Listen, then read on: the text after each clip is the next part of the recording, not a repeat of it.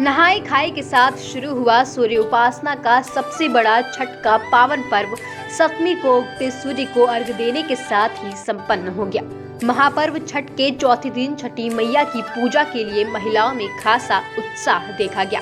शहर में अलग अलग जगहों पर छठी मैया के लोक गीतों के साथ उगते सूर्य को अर्घ्य देने के लिए बड़ी तादाद में लोग जमा हुए। ऐसा ही नजारा प्रयागराज के संगम तट पर देखने को मिला, जहां सुबह 4 बजे से ही व्रती महिलाओं का संगम तट पर जैसे सैलाब उमड़ पड़ा।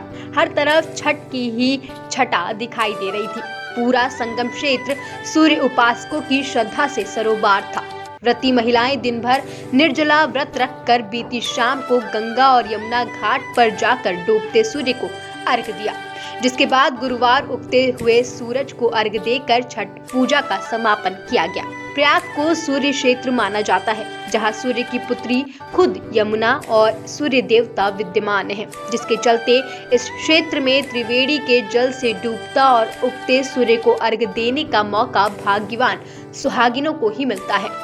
दूसरी ओर राजधानी लखनऊ के लक्ष्मण मेला स्थल में बड़ी तादाद में महिलाएं पहुंची। व्रतियों ने कमर तक पानी में खड़े होकर प्रसाद से सजे सूप और डाला हाथ में लेकर सूर्य को श्रद्धा और आस्था के साथ दूसरा अर्घ्य दिया।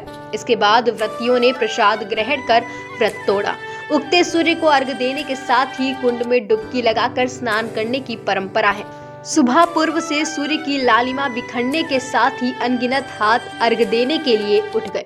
व्रत करने वाली महिलाओं ने परिवार के मंगल की कामना की। भोर में ही सूर्योदय से पहले घाटों पर श्रद्धालुओं की भीड़ जमा हो गई। हर कोई कतार में लगकर भगवान भास्कर के निकलने का इंतजार करने लगा।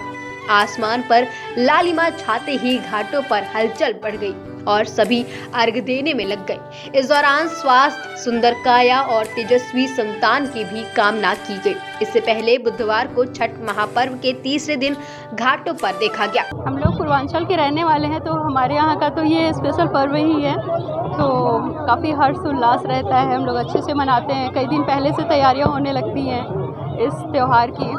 तो सारे परिवार के साथ हम लोग आए हुए हैं यहाँ पे संगम के तट पे, त्यौहार मना रहे हैं अच्छे से। सारी कामनाओं के लिए ही ये व्रत होता है, किसी एक चीज़ के लिए नहीं है। हम लेडीज़ें करते हैं सारी कामनाओं के लिए, परिवार के लिए, पति के लिए, पुत्र के लिए, समाज में सारी अच्छाइयाँ रहें, शांति रहे। हाँ, जो अभी तो कोरोना का टाइम चल रहा है, उससे सबसे ज़्यादा निजात पाना ज़रूरी है, तो उससे सूर्य भगवान सबकी रक्षा करें।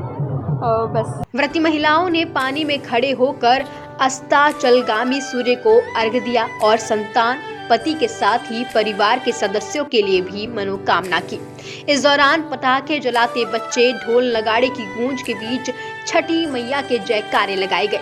प्रयागराज से माय भारत के लिए सैयद आकिब रजा और लखनऊ से आकांक्षा मिश्रा की रिपोर्ट।